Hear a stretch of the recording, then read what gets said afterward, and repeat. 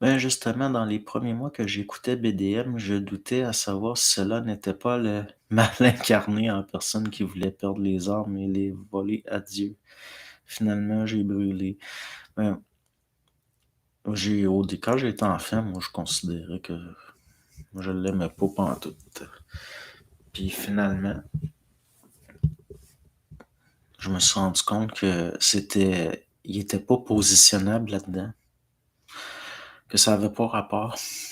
Au fond, que Bernard de Montréal, c'était pas de la spiritualité, justement, c'était autre chose. Puis finalement, ça a changé mon regard même sur la spiritualité. Puis par après, je souffrais ben moins psychologiquement que j'avais souffert dans ma spiritualité avant, là. Donc, j'ai brûlé beaucoup de spiritualité. Moi, on finit qu'on se rend compte à quel point on dormait, puis à quel point c'est de la fascination, puis à quel point c'est de la magnétisation de... En tout cas, si j'avais pas fini par lire Bernard de Montréal, je serais jamais... Il y a beaucoup de choses que j'aurais jamais faites, que j'aurais jamais eu le courage, que je serais beaucoup moins entreprenant.